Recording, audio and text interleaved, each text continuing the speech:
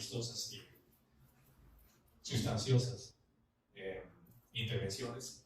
Espero las críticas como esto serán muy bien recibidas. Y efectivamente yo lo que quería decirles es que cuando empecé hace muchos años este trabajo fue porque San Marcos me comentó un curso que yo no esperaba, que se llamaba Perú en el cambio social. Yo hasta esa época hacía cursos más bien sobre política social, sobre desarrollo, y cuando me vi obligado a releer algunos textos antiguos de mi juventud o leer otros nuevos, me di cuenta de la importancia que tenía el tema. Pero tenía un problema, yo no soy historiador, por supuesto, ni pretendo hacerlo. Y lo primero que digo, por si acaso, para empezar el libro es eso. Entonces, quise hacer ese esfuerzo de comparar y aproveché para tratar de responder a una vieja pregunta que venía desde mi adolescencia y que seguramente casi todos tenemos y nos habíamos formulado alguna vez. ¿Por qué somos así? ¿Y por qué no somos de otra manera? Y fue escalando hacia el pasado y me detuve en Cristóbal Colón, aunque podía haber seguido mucho más hacia atrás. Paralelamente, leí un texto de Juan Bosch, que seguramente conocerás, que hace el mismo esfuerzo. Es desde Colón hasta Fidel Castro. Bosch que fue presidente de la República Dominicana, era un gran erudito, un intelectual de primera, y escribió ese libro gigantesco. Y entonces yo dije, bueno, sí se puede hacer esto. Y me metí a hacerlo. Y resultó este libro, que es siempre provisional, que siempre va a ser modificado, tanto en su contenido como en su extensión, y que es ilimitado en la medida en que lo que yo llamo edición continua, porque esta es una segunda edición corregida meta formal, pero en realidad es una tercera y cuarta, y quizás hasta quinta, en la medida en que lo he ido cambiando, sin que ustedes lo sepan, y lo voy a seguir cambiando cuando ustedes también lo sepan. Esa es la cosa. Y ahora, curiosamente, estamos en un día simbólico, porque no solamente recordamos con dolor y con mucha bronca estos más de 50 muertos que nos ha regalado este régimen, sino que además esto coincide con nada menos con la Fundación Española de Lima y con la reinvasión de Lima por las provincias. Ayer que prendí la televisión, yo veo poca televisión, pero interesado por lo que estaba pasando, vi el programa del señor Batters en Willars. Tenía un cintillo abajo. El cintillo era de una entrevista, de una gran preocupación de Batters con alguien que no pude identificar acerca de qué iba a pasar hoy día y los próximos días en Lima. Estaban asustados, realmente. Pocas veces he visto a Batters así. Y abajo había un cintillo que decía: Lima tomada por los comunistas. ¿No? Estaban creyendo sinceramente en sus propios fantasmas. Y esta mañana, el señor Lucar, que acostumbra a gritarnos porque él no comete el grita, ¿no? A grito pelado, en su programa de radio exitosa decía: Lima está sitiada, Lima está sitiada. Mamma mía, ¿cómo sitiar una ciudad de millones de habitantes? ¿No? ¿No? Ancoinca fue el que sitió Lima, ¿no? Pucha, o sea que hemos regresado a esa época, ¿no? Y miren ustedes cómo son los fantasmas, ¿no?, que habitan en la conciencia de esta gente, porque a veces creemos que ellos aseguran, pero lo peor es que muchas veces creen realmente en lo que dicen. Y nuestro amigo que anda por ahí, Acosta, que anda repartiendo este folletito siempre, ahora me entregó uno y encontré por casualidad esta cita de Bertolt Brecht. Primera pregunta: ¿en qué lugar de Lima, la Dorada, vivían los que la construyeron? Es Bertolt Brecht. Es bueno recordarlo hoy día, que para muchos es el día de la Lima criolla, y si no me equivoco, el día también de la canción criolla. Y Recientemente se ha publicado un libro muy interesante de Raúl Chacamén sobre la utopía de la democracia y la historia del sufragio en el Perú. Y allí hay algunos datos muy interesantes, porque en las primeras elecciones para el Congreso Constituyente de 1822, que nos dio la Constitución de 1823, estoy buscando aquí la cita de este autor, disculpen la demora. Fíjense, había, para la elección del año 22 que la convoca San Martín, ¿no?, después de haber pronunciado su famoso discurso de la Declaración de la Independencia, tiene que referirse a el censo del siglo XVIII, el último censo, que creo que era de 1796. Y miren, aquí responden a la pregunta de Víctor Alberto. Había en Lima 22.370 españoles, 13.741 mestizos, 17.864 pardos, 69.013 indios y 29.763 esclavos. Entonces, ahí estaban los que probablemente habían construido Lima, la Dorada, según Brett. Pero la primera pregunta, que no la hace Brett, pero que la tenemos que hacerla nosotros, peruanos y las peruanas, es: ¿fueron estos a ese congreso? ¿No? ¿Fueron elegidos o eligieron a ese congreso? Y entonces nos encontramos con que el reglamento para la elección de ese congreso fue redactado por un marqués, el marqués de Torre Tagle, y Monteagudo, el radical, que había venido acompañando a San Martín. Y ahí se eligen 79 diputados y 38 suplentes. Pero por supuesto, como el Perú estaba ocupado en su mayor parte, solamente hay representantes, entre comillas, auténticos de unos cuantos departamentos, que eran Lima, Tarma, Huaylas, Trujillo y la costa. La costa creo que era lo que ahora llamamos el norte de Chico, si no me equivoco, corrígeme. Bueno, y todos los otros fueron elegidos de manera que se escogió entre los hijos de esos departamentos residentes en Lima. Hijos, no hijas, ¿no es cierto? Porque para empezar, por supuesto, que ahí las mujeres no eran tenidas en cuenta para nada, no existían, ¿no es cierto? Nadie ni siquiera se preguntaba eso. Pero además, ¿cómo se elegía a esta gente? Se elegía porque delegados del gobierno central, que por lo general eran militares, prefectos, subprefectos, reunían a los notables de cada provincia o departamento, y ellos eran los que podían elegir. Y por eso es que resultó que en el primer Congreso Constituyente tenemos a 26 juras, 28 abogados, 8 médicos, 9 comerciantes, 6 empleados, 5 militares y 5 propietarios.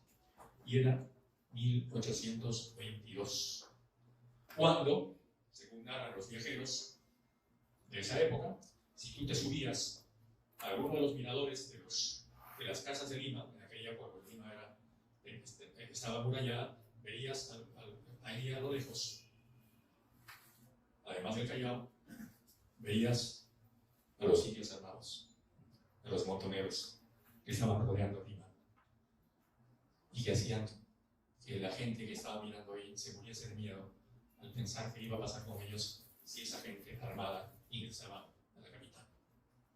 ¿Quién los había armado?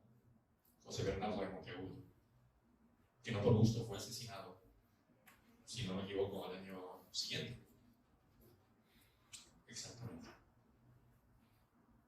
Pero por supuesto, esos indios armados que eran apenas una parte de los montoneros que publico aquí en mi libro, de una parte que es la lista, recogida por supuesto de otros autores, que es muy pequeña, mucho más grande, se ha perdido incluso en el anonimato. Gran parte es la lista de los guerrilleros de la independencia, donde encontramos al famoso Basilio Auqui, a Marcelino Santiago Carreño, Ignacio Pispanina Vilca, Gaspar Guavique, Félix Salgado, etcétera, etcétera, etcétera, etcétera. Pero no se les ocurrió convocarlos. Solamente los mandaban a combatir y ayudar. Porque cuando San Martín, que con su brazo derecho militar y político monteagudo, antes de irse, ordena a Gamarra, que es el militar que queda y se convierte después en el primer presidente del Perú, después de Eduardo Torres de la Mar, le ordena incorporarlos al ejército regular. Gamarra nunca lo hace, porque Gamarra, como otros coroneles y generales que combatieron en la independencia en el Ejército Unido Libertador, había sido un militar realista, y a la cabeza no le entraba que se podía incorporar a esos montoneros indios, o que ellos veían como indios, al ejército regular, a pesar de que los indios habían combatido no solamente en el ejército guerrillero, sino también en el propio ejército unido y también en el ejército realista, como todos sabemos. Pero ese país no llegó. Y lo más dramático es que cuando en 1812 hay un triunfo del liberalismo en España, como consecuencia, como ustedes saben, de la invasión de Napoleón, y cuando España, preso su rey por Napoleón, responde con la Constitución de Cádiz, en esa Constitución de Cádiz sí se considera en la representación de los llamados naturales. Es decir, que incluso si hubiéramos tenido la realización, que nunca tuvimos, de la Constitución de Cádiz, es decir, un nuevo país integral, que integraba desde el entonces México, que llegaba desde Texas y California hasta las fronteras con los mapuches en el actual Chile y el desierto en las Provincias Unidas de Buenos Aires, lo que llamaban ese nuevo desierto, ese inmenso país habría tenido una representación de naturales que no tuvo la República, esa República. Porque además, tenemos que decir que en los comienzos lejanos de esa República, que culmina en el Perú en 1822 y después en 1826 con Bolívar, en los comienzos estaba Chuquisaca, la Junta de Chuquisaca.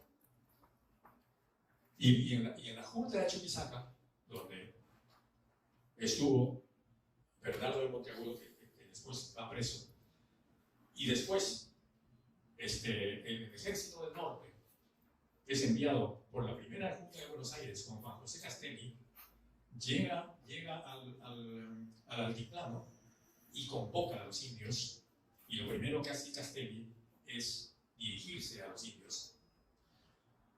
Porque Castelli, junto con Mariano Moreno y Manuel Belgrano, y después con Monteagudo, que ellos liberaron después de haber estado preso en Chuquisaca, formó parte de la primera Junta de Buenos Aires, que fue la Junta Radical, la Junta que promovió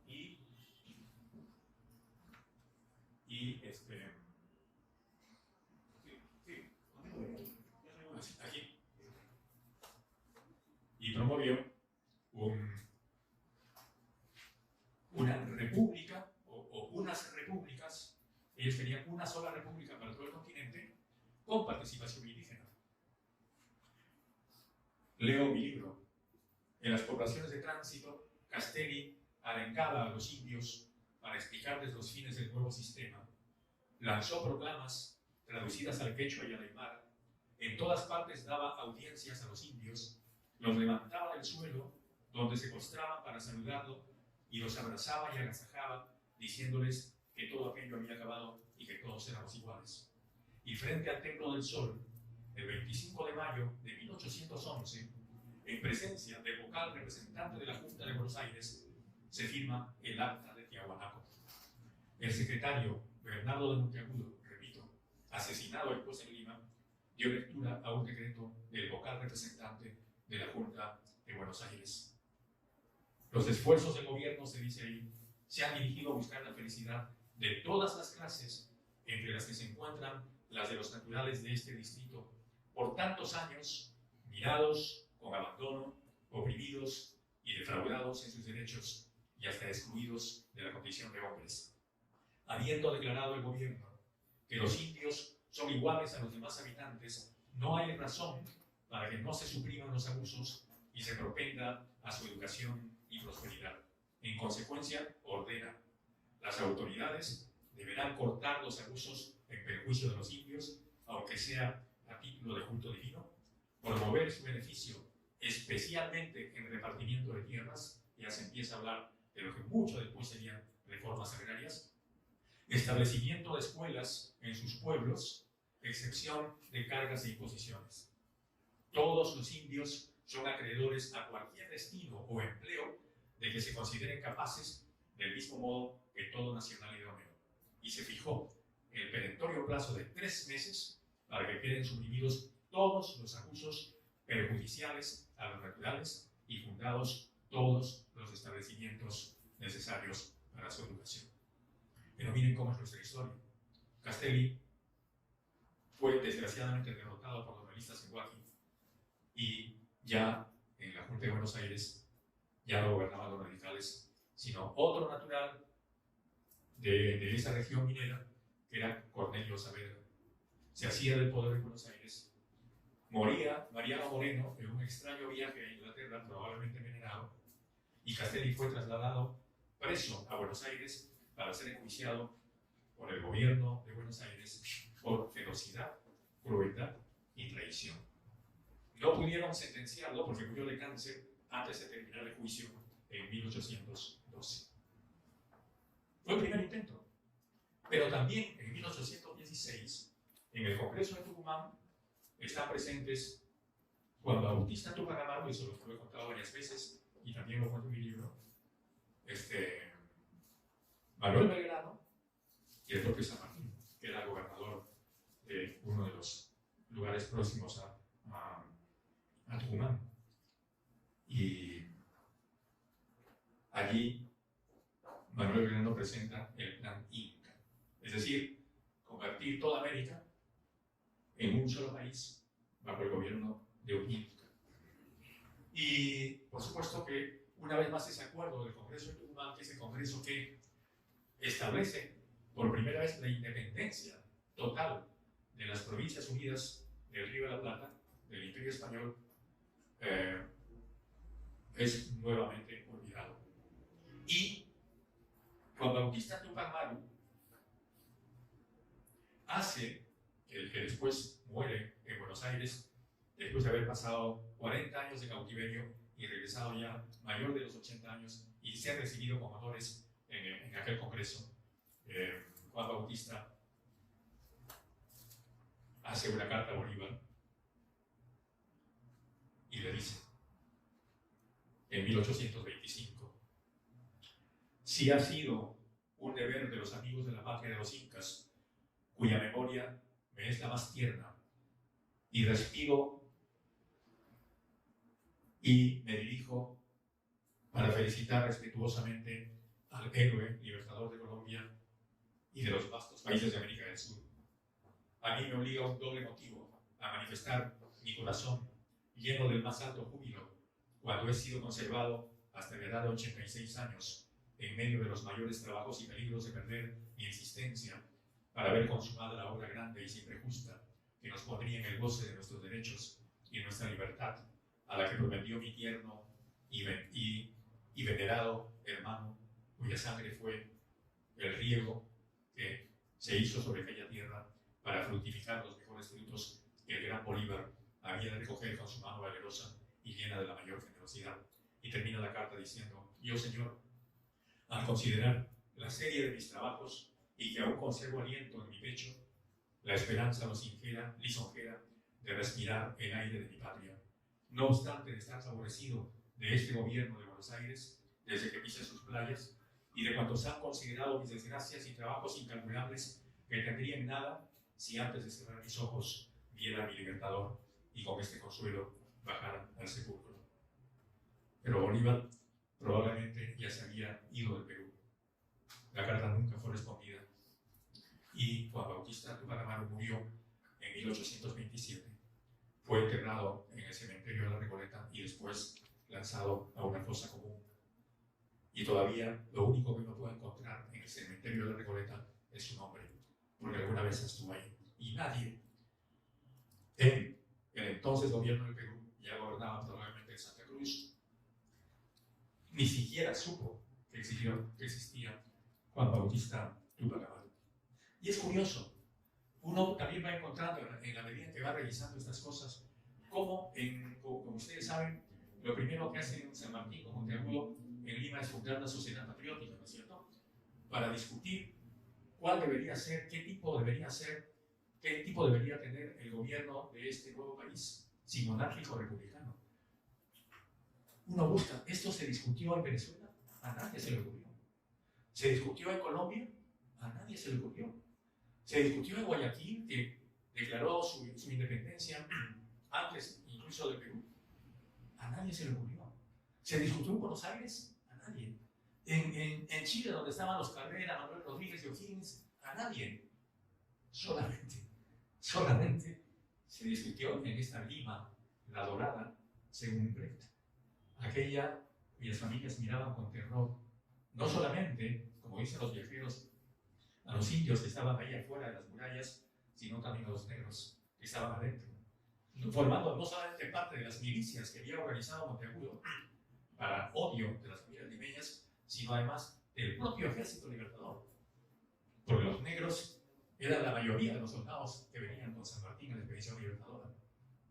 Y por tanto, esas familias, lo primero que hicieron cuando ya pasados pocos meses se va a San Martín, asume Ribagüero después del primer golpe de Estado, envía la expedición a intermedios y Canterac aprovecha que están todos los soldados allí en el sur para meterse a Lima, ¿no? Esas familias corren a refugiarse en el Real Felipe, ¿no? Entonces, ¿qué primera conclusión tenemos? Que esta república nació minusválida, en un país donde los indígenas habían protagonizado junto con criollos, mestizos, negros y todo el mundo la gigantesca revolución de 1780. En un país que incluso había tenido guerras contrarrevolucionarias, pero con multitudes de indígenas. En un país donde habían alcaldes indios, curatas indios, caciques indios que sabían leer y escribir mucho, como los Tupac Amaru, mejor que muchos españoles, porque eran educados para eso. No los llamaron. No se les ocurrió. A nadie se le ocurrió. Y es una pregunta que yo hasta ahora no puedo responderme. ¿Cuál fue la razón? ¿Cómo es que de esos primeros llamamientos de Juan José Castelli, tremendos para los indios, de esa acta de Tiahuanaco, aquí se olvidaron? Y cuando San Martín pronuncia su declaración de la independencia, no hay una sola mención al país indígena. Y en el himno nacional que se aprueba, si no me equivoco, tampoco. ¿Qué pasaba? Posiblemente, yo no voy a sospechar del amor de San Martín por los indios, lo había demostrado siendo gobernador ahí en Salta. Y lo primero que hace es entenderse no con los indios quechuas, sino pedir esa autorización a los indios de ahí de Salta, que eran parte de los pehuenches, para poder pasar la cordillera hacia Chile. Eso se hace en acuerdo con los indios. ¿Y qué pasó acá? Pasó que, como San Martín lo dijo claramente, y también en entre líneas muchas veces, encontró aquí una ciudad claramente monárquica, poblada de condes y marqueses. Curiosamente no de duques, ¿no? No hay solo duque limeño, hay condes y marqueses. Pero cuando uno va a comparar el marqués de Vista Florida, o el conde de Vista Florida, ¿no?, y el marqués de Torrental, y va a buscar esos títulos en España, no existen. No existen. Entonces, ¿de dónde salía esa nobleza? Posiblemente era una nobleza con títulos comprados, como se estilaba en aquella época, ¿no? Pero eso es lo que permite, por ejemplo, porque esta situación no solamente en Lima, Lima, sino en Trujillo, que cuando en Cajamarca, Manuel Soto Astopilco, que era el cacique principal de las 7 guarangas de la provincia, y Manuel Anselmo Calhuatay, que era curaca de la provincia de Cajamarca, y los alcaldes de los cabildos indígenas piden su ingreso a la Asamblea de las Familias Criollas, que decidió declarar la independencia en enero de 1821, antes de la declaración de Lima, que es, como ustedes saben, 28 de julio del 21. Ellos reclaman, están de acuerdo en declarar la independencia y reclaman ocupar una parte del gobierno del nuevo Estado independiente, porque Astopilco era, además, descendiente de Atahualpa por la línea materna. En esa intervención reclamaron contra los abusos de la Vita y los obrajes y plantearon hacer un acuerdo con los criollos para restaurar el Tahuantinsuyo. El coronel Rodríguez de Mendoza, que era jefe político y militar de Cajamarca, hermano de Toribio Rodríguez de Mendoza, prometió transmitir estos planteamientos al marqués de Torretagle, que había proclamado la independencia de Trujillo. Las autoridades indígenas abandonaron la reunión y la élite criolla procedió a proclamar la independencia sin ellos. No los dejaron entrar a la última sesión en la cual se proclamó la independencia.